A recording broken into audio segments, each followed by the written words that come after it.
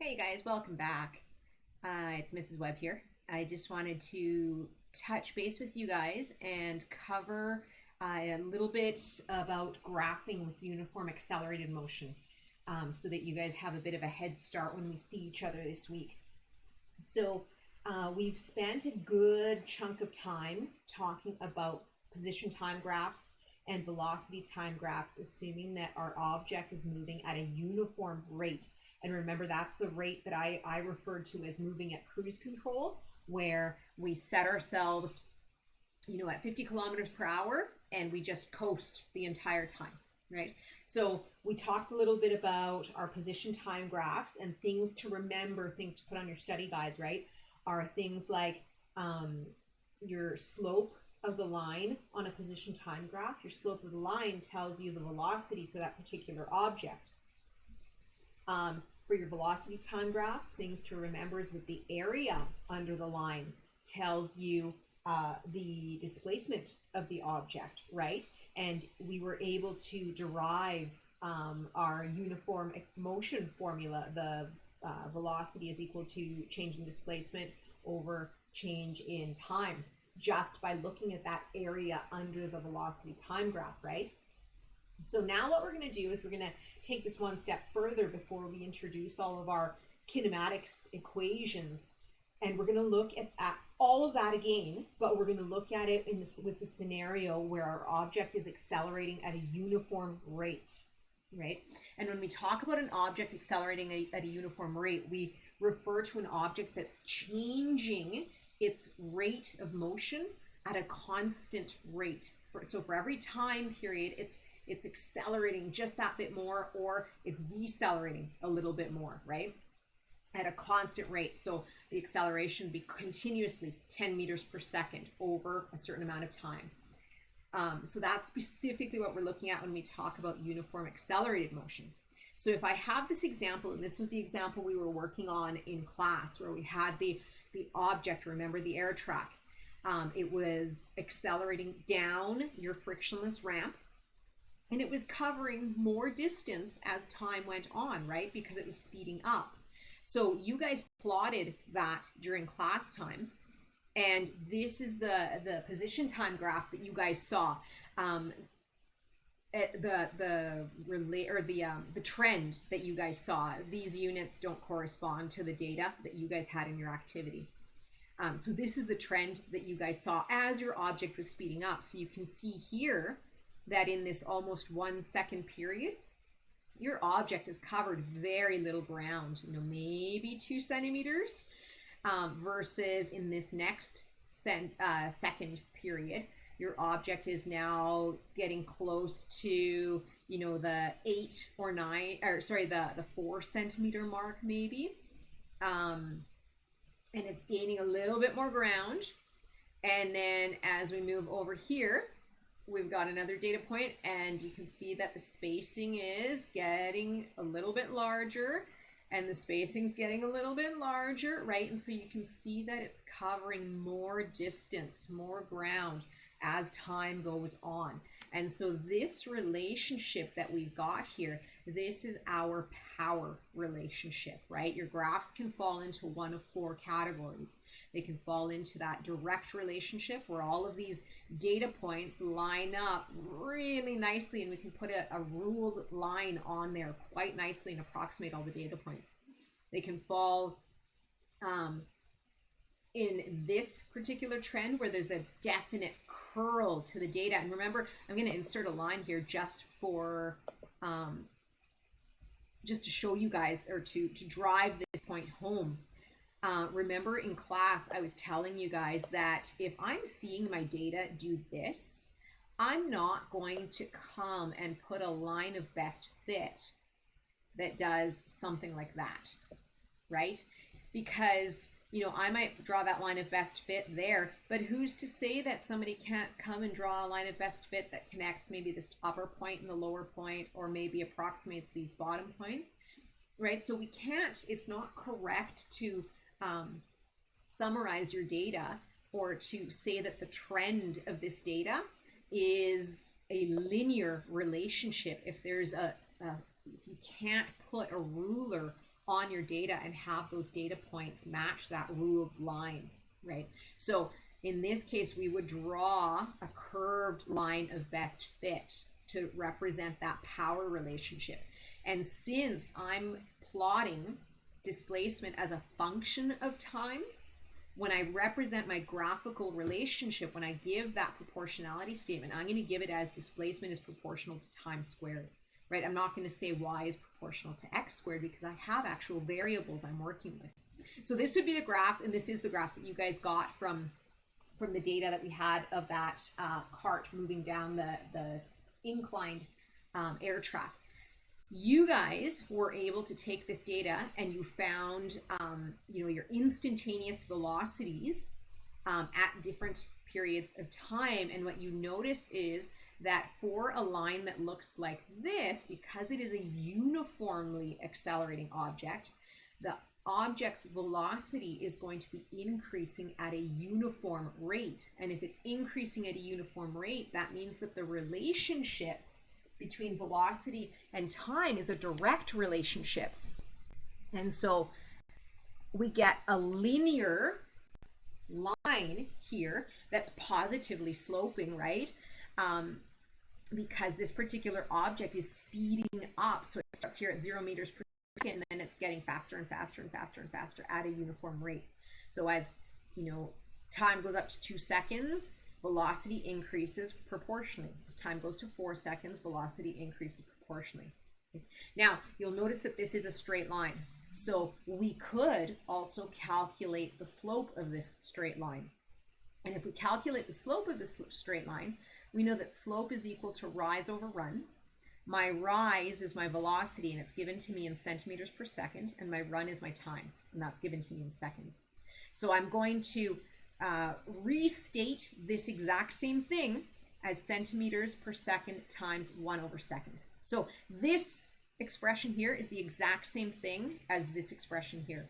The only reason I'm writing it like this for you guys is so that you can see that what happens is we get centimeters on the top, and then we get seconds times seconds on the bottom, which means that we get centimeters per second squared. And you guys told me this week, actually, you guys told me that this centimeters per second squared, or a distance per time squared, that is our unit for our acceleration.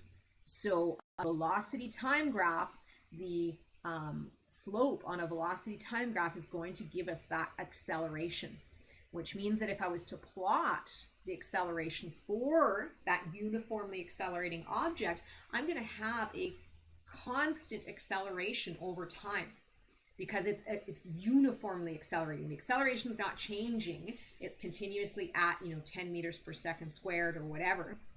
And so when I plot that, I'll just see a horizontal line here because the acceleration is not changing, right? And it's going to be positively sloping, positive acceleration, because my velocity time graph, the line was positively sloping. Now, if I were to do this whole scenario again for an object that's slowing down, well, the corresponding graphs would look something like this. So my object's slowing down. So here's my position time graph. You can see that it's covering a lot of distance in a very short amount of time. And then as time goes on, the amount of distance is getting smaller and smaller and smaller and smaller and smaller. And eventually the slope of this line actually gets horizontal, which means that the slope has gone to 0. So my velocity's gone to 0. So that means that the slope is starting steep, which means that the velocity is starting really high, and then it's shallowing out. So that means that my object, or my velocity, is getting lower and lower and lower, and eventually it goes to 0. So if I were to draw the corresponding velocity time graph, I would see a line like this that has an inverse relationship. It's slowing down, and I can see it starts, up here maybe at 10 meters per second, and then eventually it goes to 0 as time goes on. And again, if I was to calculate the slope for this line to get the acceleration, I would get a negative slope, which tells me that the acceleration time graph would have, a slope, a horizontal line here, but on the negative side, because of that negatively sloping line on the BT graph. Okay, so that's kind of The same thing we were doing last week, just a quick recap, but now we're looking at it in terms of uniform accelerated motion. So the rules are still the same. You know, slope of a PT graph still gives you velocity. Slope of a VT graph gives you acceleration. The only difference now is that we're kind of redefining what these lines are going to look like. So the next step, and what we're going to practice when we see each other in class, is interpreting what a PT graph is telling us when we see lines that are not straight lines. So I've given you this horrible looking graph on the very intimidating looking graph, not horrible looking graph, but a very intimidating looking graph here, where you can see that this is you know, a curving line here up until the 2-second mark, and then that curving line starts to curve the other way, and then it turns back around, back toward the time axis, crosses the time axis, and then it, you know, switches its direction. So what we want to do is we want to, you know, figure out what exactly is going on in this mess of a position time graph that I've got going here. So before I kind of talk about it, what I want you guys to get into the habit of doing is I want you to get in the habit of thinking about what is the slope. Remember, position time graph tells me velocity. So I want you to look at these curved lines. Instead of looking at them in terms of curved lines, look at them in terms of tangents. So if I was to put a tangent here at the very bottom of this curl, I can see that the slope of this line is really quite shallow. So what that's telling me there is that the velocity is going to be really quite low at this beginning point here, right? The one I'm calling point number 1. So that's what I've got here. Shallow slope means a low velocity. Now, as time goes on, I'm looking at this and I'm seeing the slope of this line is getting steeper and steeper and steeper and steeper and steeper, right? And so if I was to put another tangent line right on that slope, kind of at its steepest point, right around the point where it crosses the time axis, that right there is the steepest portion, which means that I've gotten to a very, very high velocity here, right? So in this time segment from 0 seconds to 2 seconds, my object has been speeding up because it started with a very shallow slope and then it became really steep, right? Now in this next segment here, what I'm going to look at is, well, what's going on with the slopes, the tangent slopes here? So I've got a third tangent drawn right there. And you can see, you can visually see as well that this line is starting to become a little bit less steep, right? It's starting to shallow out a little bit. And so what that's telling me, if this tangent line or this curved line, you can tell that it's becoming more shallow. What that's telling me is that my velocity must be decreasing. It must be getting low again, because the steepness of that line, that position timeline, is going to indicate to me what the velocity is doing. So in that third bit, I know that I must have a shallow slope, which means that the speed, or the velocity, sorry, is decreasing again. And then look what happens here at the apex of this curve. At the apex, the slope of that line, for a brief instant in time, at that 4-second period, it comes to a complete stop, right? And I can tell it comes to a stop too because my object is no longer traveling up or down on the y-axis, right? So I've actually come to a stop here, which means that at this line 4 that I've drawn in, or at this point here, my object has actually come to a stop. So it's started from a stop, it's sped up to a maximum point, then it started to slow down, and eventually it comes to a stop again. Now what happens on the other side? I didn't put this into the notes here, but, or did I? But we're going to talk about it anyways. So what happens here, you notice that you're starting shallow, and again, we're starting to get steeper and steeper and steeper and steeper, and then we reach a critical steepness here. So we're starting at a very low velocity, and we're speeding up, we're getting steeper, we're speeding up, we're getting steeper, we're speeding up, we're getting steeper, until a point where all of a sudden we notice that the trend of this line, it starts to get more shallow, more shallow, more shallow, more shallow, and look, it goes horizontal again. So that tells me that we started to slow down, slow down, slow down, slow down, and we came to a stop. Okay. So here's a potential for maybe what could be happening in this graph, right? We start here. Let's say, you're leaving your house and you get in your car or you get in your bike or whatever. You start from your stationary position. You start pedaling and you start making your way to school. You start speeding up, speeding up, speeding up. You're happy, happy, happy. And then here at this reference point 0, whatever spot that is, all of a sudden you realize, oh, I think I forgot my physics homework. So you start slowing down, slowing down, slowing down, slowing down. You stop. You turn around. And you start speeding up, speeding up, speeding up, speeding up, speeding up, speeding up, speeding up. And as you near your house again, you start slowing down, you come to a stop, you run inside, you grab your physics homework, and then you come back to trying to get to school again. So that's a possible scenario for something that could be happening on this graph. And that's what I want you to try to look at these graphs as. As you're looking at the graph, try to think about what is the slope of that curved line telling you.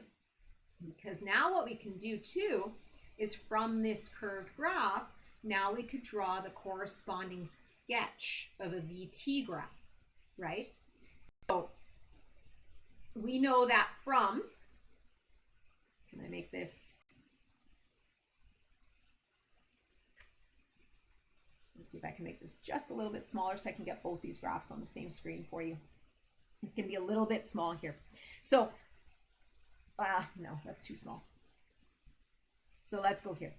Remember we said that from 0 to 2 seconds, we were speeding up, right, at a uniform rate. And so if I was to do that on my VT graph, I know that from 0 to 2 seconds, I'm speeding up, speeding up, speeding up, speeding up. And then from 2 to 4 seconds, I'm slowing down, slowing down, slowing down, slowing down, slowing down. So from 2 to 4 seconds, I'm slowing down, slowing down, slowing down, slowing down, slowing down. And if it helps, guys, think of it like this. 0 meters per second, 10 meters per second, 20 meters per second, 30 meters per second is my max. Now I'm going back to 10 meters per second, sorry, to 20 meters per second, 10 meters per second, 0 meters per second. Okay. Now notice that my area under these lines, is positive. So if we look in this entire 0 to 4 segment, I'm displacing myself 60 meters to the north, 60 meters in the positive direction. After this 4 meter mark, now look what happens. I start up here at the 30 and I'm displacing myself 60 meters, but I'm moving to the south now. So what happens at that point is I start to speed up again, but now my speeding up is happening toward the south, right? I'm speeding up back toward my house. So my velocity timeline is on the negative side of the y-axis, right? And that goes until 6 seconds, right, where I reach my maximum velocity, and then after 6 seconds I start to slow down. So you could think of this as now I'm speeding up in the south, -10, -20, -30, and now I start to slow down again, -20, -10, 0. And the thing I want to emphasize to you guys is that to remember not to think of the negative as an indication of magnitude. Because as soon as you start thinking, oh, I'm going at -10 meters per second, somehow it makes it seem like you're going, slower. But that negative doesn't mean anything about speeding up or slowing down. All it means is that you're traveling north or you're traveling south. It indicates the direction. So that's what that negative means. And now look at this. If I were to calculate the area under the curve here, my area under this curve is negative. And my area under this curve is negative. And so what that tells me is that now I'm displacing myself toward the south, toward the negative side of my displacement time graph. Okay. And to relate this back to our acceleration graphs, I know I've got a positive slope here. So that would be the corresponding acceleration here up until my 2 seconds. Here from 0 to 4 seconds, and then from 4 to 6, really, because it's one long line. This slope is continuous all the way through. So from 2 to 6 seconds, I've got a negatively sloping line. So that's my acceleration that corresponds. And then from 6 to 8 seconds, I've got a positively sloping line. So that's the acceleration on that side. Okay. And that's what we're going to be practicing now, is taking these big kind of long trip kind of position time graphs, and then figuring out, sketching the velocity time graph that goes with it. I had another example here for you that I wanted to briefly chat about as well, in the other direction. So here is my velocity time graph this time. And remember that area under the line is your displacement.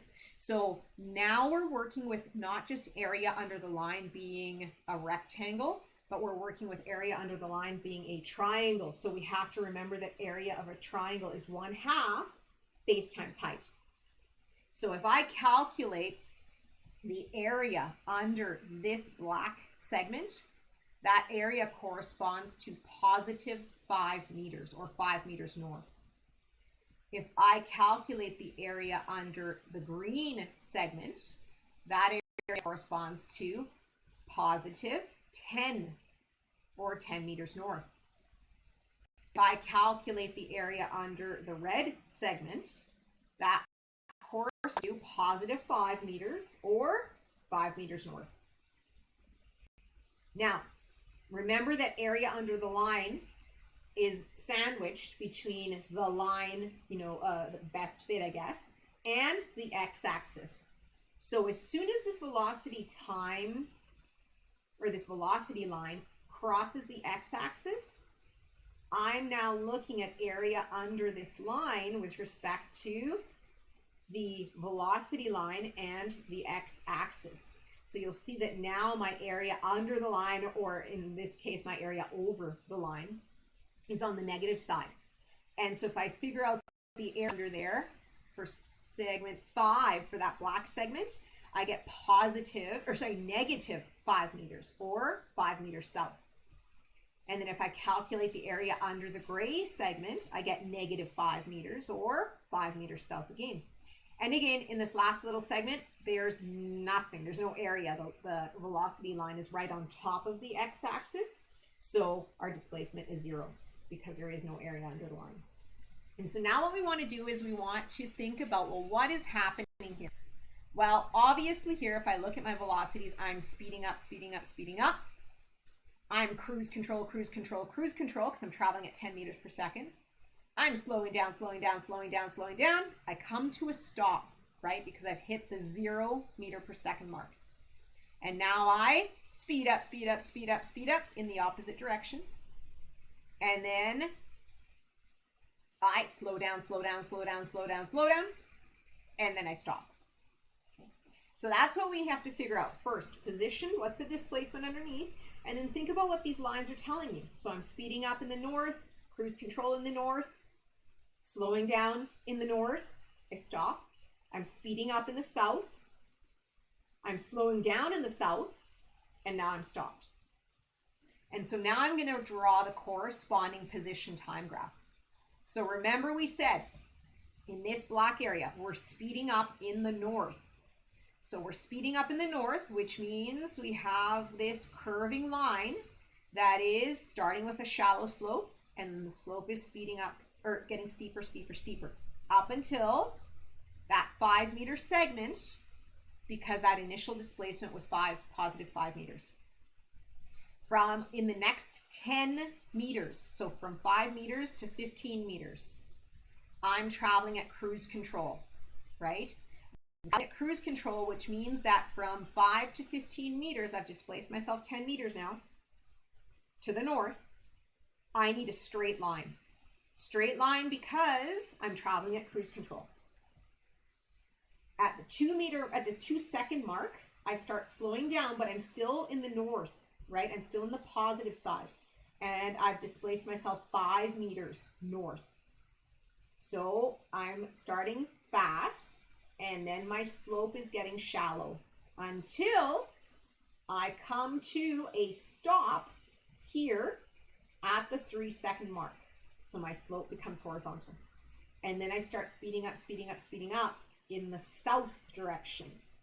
So I start shallow and I get steep in the south direction. And I'm displacing myself 5 meters toward the south. So I'm going from the 20 back to the 15. And then I'm slowing down, slowing down, slowing down for 5 meters. So my slope is going to go from steep back over to shallow. And eventually I come to a stop. So I level off and I don't move again from the 10-meter mark. Okay. So that's what we're going to work on next time we see each other. There's a lot of stuff there to keep straight. And this is definitely where these position time graph, velocity time graphs definitely get confusing for students. So mull that over for a bit. If you've got questions, let me know. I hope you guys are doing well, and we will see you very, very soon. Take care.